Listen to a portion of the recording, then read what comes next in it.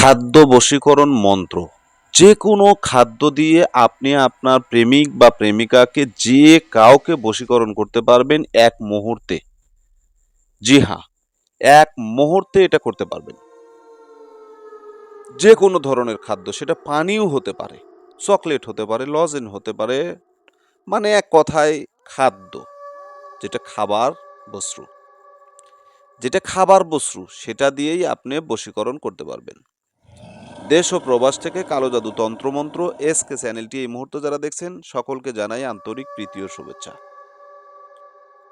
ভিডিওর শুরুতে জাতিগতভাবে প্রত্যেকটা মমিন মুসলমান ভাই বোনদেরকে জানাই সালাম, আসসালামু আলাইকুম। হিন্দু দাদা দিদির প্রতি আদাব। অন্যান্য সকল ধর্ম অবলম্বী ভাই বোনদেরকে জানাই আন্তরিক প্রীতি ও শুভেচ্ছা। ভিডিওর শুরুতে আমি একটি কথা বলতে চাই। আমি অনেক সময় বলে থাকি যে 1 মিনিটে বশীকরণ কিছু ভিডিওতে, বা 1 ঘন্টায় বশীকরণ। আদৌ কি এইরকম বশীকরণ হয়? অনেকে প্রশ্ন করছেন। তাদের প্রশ্নের উত্তরে আমি কথাটা বলতেছি।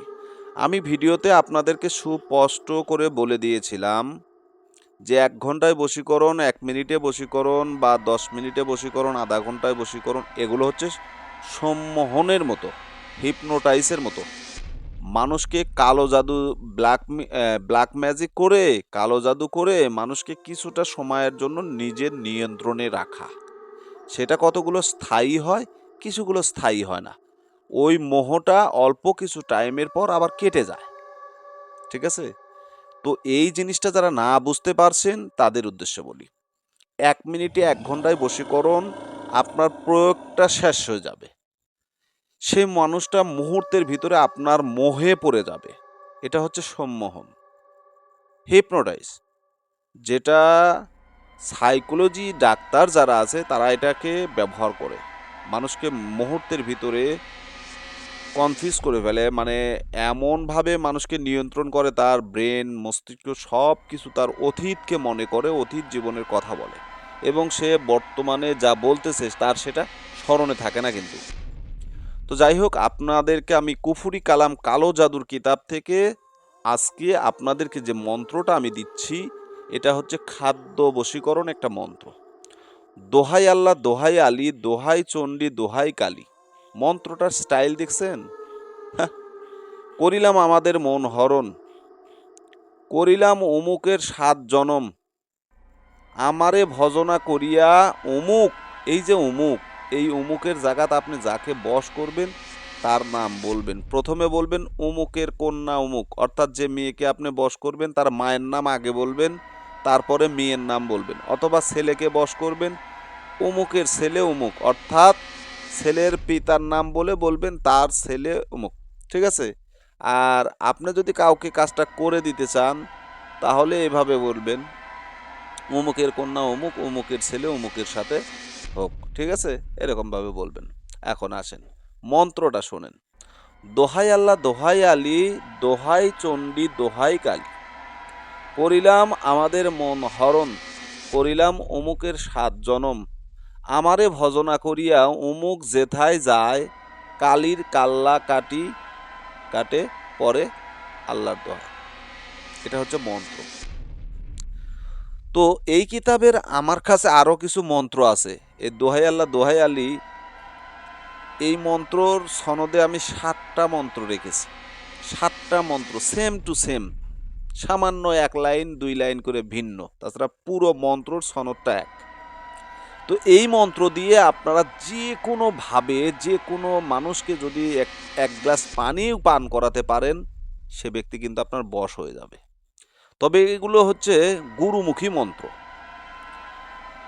এখন মন্ত্রর কিন্তু অনেক ভাগ আছে, যেমন গুরুমুখী মন্ত্র, গুরুবিদ্যা মন্ত্র, গুরু দক্ষিণা মন্ত্র, তারপরে আপনার হচ্ছে চাণ্ডালিনী মন্ত্র, চণ্ডী মন্ত্র, তারপরে মগ শাস্ত্রী, চাকমা শাস্ত্রী, চাকমা তান্ত্রিক শাস্ত্রী, এইরকম কিন্তু বিভিন্ন মন্ত্র থাকে, ফকিরি মন্ত্র। ঠিক আছে? তো এই মন্ত্রগুলো কেন এই নামগুলো দেওয়া হয়েছে? আসলে এই মন্ত্রর যারা লেখক তারা বিভিন্ন সময় বিভিন্ন জায়গায় তারা ভ্রমণ করেছে। ভ্রমণ করা অবস্থায় একজন ব্যক্তির কাছে, বুজুর্গ ব্যক্তির কাছে একটা মন্ত্র পাইছে, দোয়া পাইছে, সেটা লিখে দিয়ে বলছে এটা বুজুর্গানের মন্ত্র, এটা আলেম অমুক আলেমের মন্ত্র, এটা অমুক শায়েকের মন্ত্র, এরকম লেখছে, এটা গুরুমুখী মন্ত্র, অর্থাৎ গুরুর মুখ থেকে শুনছে ওটাই দিছে। অনেক সময় গুরু এসে বলছে, একজন গুরু সে বলতেছে আমার এই মন্ত্রটা এইভাবে প্রয়োগ করলে এটা হয়, ওটা হচ্ছে গুরুবিদ্যা, গুরুমুখী মন্ত্র, গুরুবিদ্যা। তো এই যে মন্ত্রটা, এই মন্ত্র আপনারা কিভাবে প্রয়োগ করলে কাজ হবে? বশীকরণ তো সহজ জিনিস না, মামার বাড়ির আবদার না, হ্যাঁ, আর শ্বশুর বাড়ির পিঠা খাওয়ান না, যে গেলেন জামাই আইছে আদর করে খাওয়াই দিল না, অত সহজ না। বশীকরণ অনেক কঠিন জিনিস। এটা আপনাকে প্রথমত এই মন্ত্রটাকে মুখস্থ করে নিতে হবে, চোখ বন্ধ করে যেন আপনি পড়তে পারেন, এর জন্য আপনাকে মুখস্থ করে নিতে হবে। মুখস্থ করার জন্য 108 বার আপনি জপ করে জপ সিদ্ধি লাভ করেন।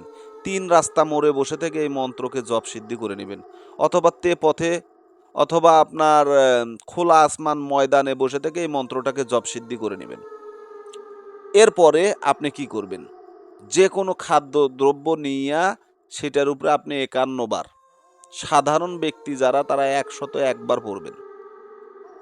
আর যারা কবিরাজ আছেন, ফকির আছেন, আমার চ্যানেলে অসংখ্য অগণিত ফকির, কবিরাজ, তান্ত্রিক ভাইয়েরা আছেন যারা দেখেন, বা তারা আমাকে ফলো করে আমার মন্ত্রগুলো তারা কাজে লাগান। তো এই মন্ত্র দিয়ে যারা কাজ করবেন অবশ্যই অনুমতি নেবেন, অনুমতি ব্যতীত কাজ করবেন না। আর দ্বিতীয় কথা, আমার মন্ত্র যারা ব্যবহার করবেন, আমার সাবস্ক্রাইবার ছাড়া কেউ আমার মন্ত্র ব্যবহার করবেন না। আমার চ্যানেলে যদি আপনি পার্মানেন্ট, যদি একজন পার্মানেন্ট যদি সদস্য হন, অর্থাৎ মানে আপনি প্রত্যেকটা ভিডিও দেখেন এবং ভিডিও অনুযায়ী আপনি কাজ করেন, ঠিক আছে, এই ধরনের ব্যক্তি যদি হয়ে থাকেন তাহলে আপনি আমার ভিডিও দিয়ে কাজ করবেন, তাছাড়া কাজ করবেন না। কারণ আপনার ভিতরে আমি মনে করি ওই জ্ঞানটা আছে, কারণ আমি এক একটা কথা এক একটা ভিডিওতে বলে রাখি। তো বশীকরণ আদৌ কিভাবে করতে হয়, বিচ্ছেদ কিভাবে করতে হয়, কোন টাইমে বশীকরণ করতে হয়, প্রশ্নের সম্মুখীন হওয়া লাগবে না, ঠিক আছে। ভিডিও সম্পূর্ণ দেখবেন, 1 সেকেন্ড যদি আপনি বাদ দিয়ে দেখেন আপনার এই ভিডিওর এই তকবির কাজে আসবে না, কাজ করবে না। এখন আপনি কি করবেন? মাত্র 51 বার এটা পড়বেন, শনিবারে, মঙ্গলবারে, শুক্রবারে, বৃহস্পতিবার, ঠিক আছে, সোমবার, এই সমস্ত দিনে সূর্য ওঠার পূর্বে এই মন্ত্রটা পড়া শুরু করবেন, অথবা আসরের নামাজের পর সূর্য যখন লাল হয় তখন এই মন্ত্রটা পড়া শুরু করবেন। 51 বার পরে যে কোনো খাদ্যের উপরে ফুঁক দিবেন, ফুঁক দেওয়ার পরে ওই ব্যক্তিকে যে কোনোভাবে খাওয়াই দিবেন, বাস আপনার কাজ শেষ।